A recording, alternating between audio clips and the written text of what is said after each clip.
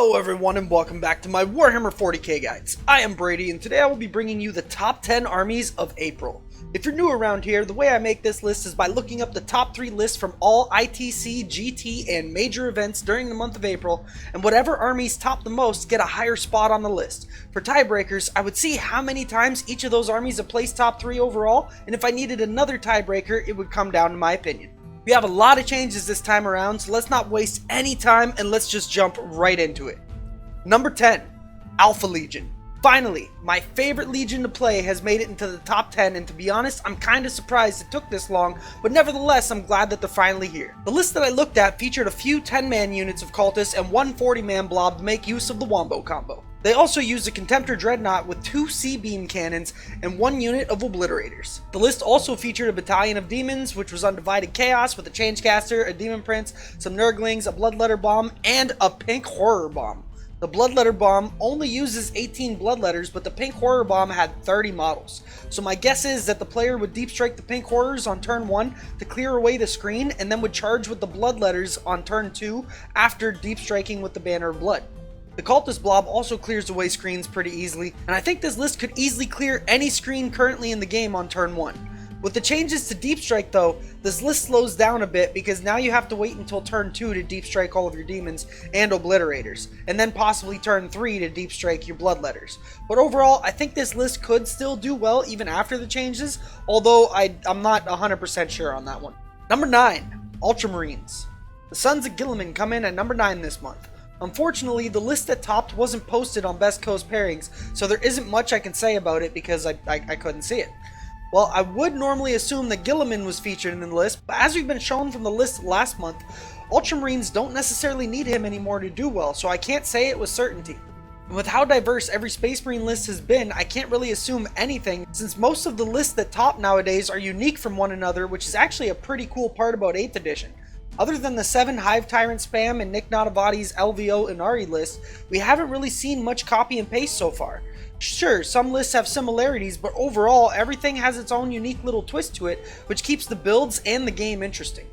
Number 8, Grey Knights. The Grey Knights are back in the top 10 yet again. This time though, it was with the help of some Astra Military allies. The Grey Knight part of the list was a battalion detachment with 2 Nemesis Grandmaster Dreadknights and Drago as the HQs, 3 units of strike squads, some interceptors, and a Storm Raven. The guard part of the list was Mordian and had 2 company commanders and 3 units of infantry, each with a mortar. They also used an Imperium Vanguard detachment with an Inquisitor and some assassins. This looks like it played very similarly to the list that I featured in my Grey Knights faction focus video, which now needs an update thanks to the big FAQ. But the idea is you have a bunch of cheap bodies on the board to be able to hide every Grey Knight unit in reserve, so they can't die on turn 1 if you don't go first. Then on your turn 1, you drop the bulk of your army in for a giant alpha strike that hits the opponent so hard that they have a hard time recovering. The new FAQ butchers this list though, so I wouldn't recommend picking it up anytime soon. Number 7, Tau. The Fish People are back in the top 10 since the release of their codex. I remember a few comments of people thinking Tau were gone for good after the release of their codex because they didn't think it was too great, but I can assure you that Tau are still strong and are back in the top 10 where I personally think they belong.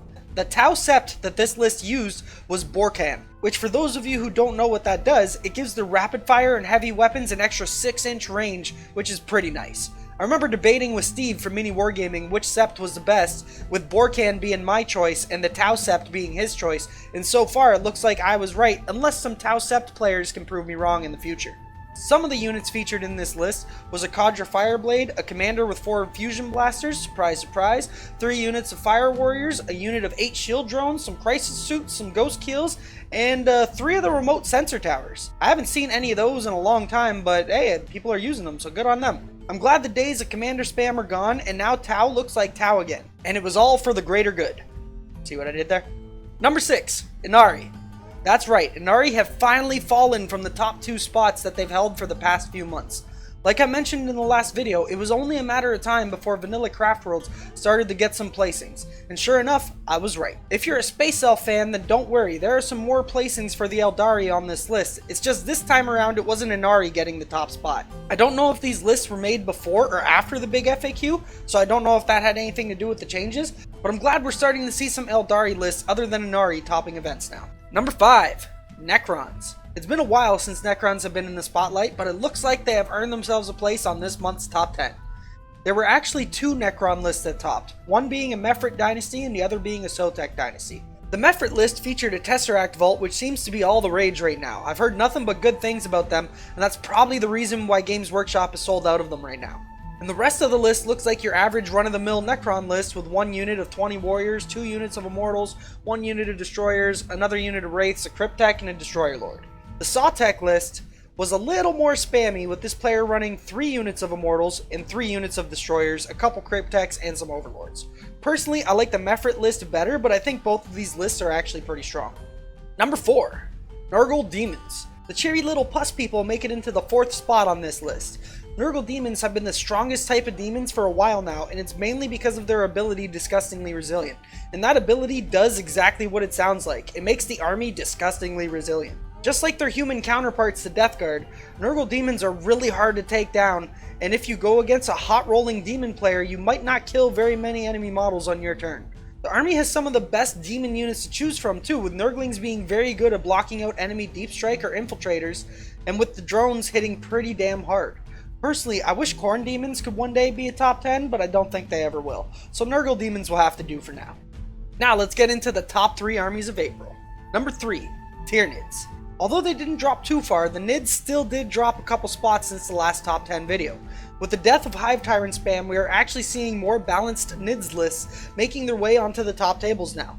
Both lists I looked up were basically what Knids were starting to look like before Hive Tyrant spam took over.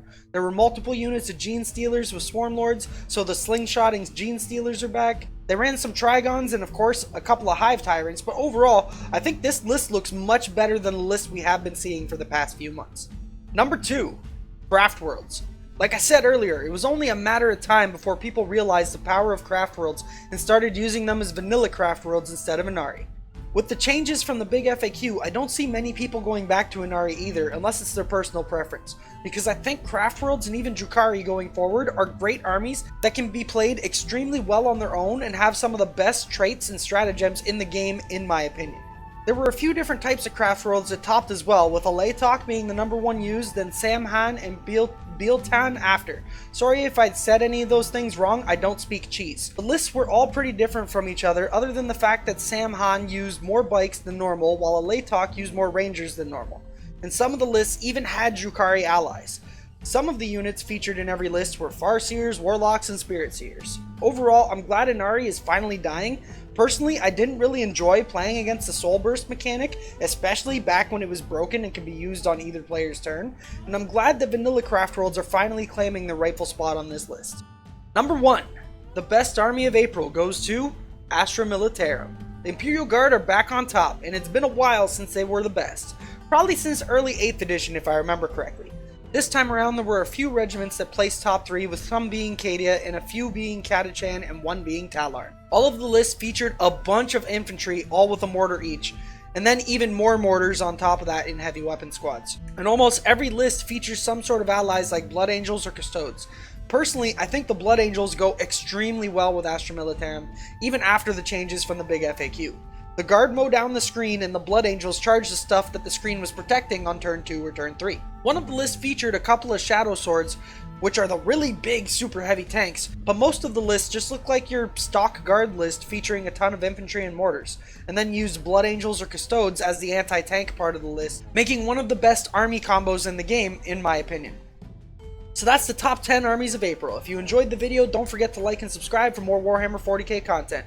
And if you're already subscribed but would like to help support the channel even further, you can do so on Patreon. The link is in the description. Also, let me know down in the comments what you think of this month's list, and if you're enjoying the competitive side of 8th edition so far, because I know I am, and I want to hear your guys' thoughts as well. Also, let me know what you guys think about the changes from the big FAQ and how you guys have been playing with them now. Whether you like them, whether you don't like them, just let me know what you guys are thinking altogether. Also, for those of you who haven't followed me on Facebook to keep updated, my tournament army is finished being built and is about halfway painted. I should be done being painted by the 16th or a few days after. And testing has been going extremely well. I've been playing against all the different armies I expect to see at the tournament and have done well in each game. So hopefully that translates into the same results at the tournament. I've also gone through a couple of different iterations of the list, but I think I found a keeper. I can't wait to show you guys the list and talk about it after the event. Well anyways, thanks for watching the video, and I will see you in the next one. Happy wargaming.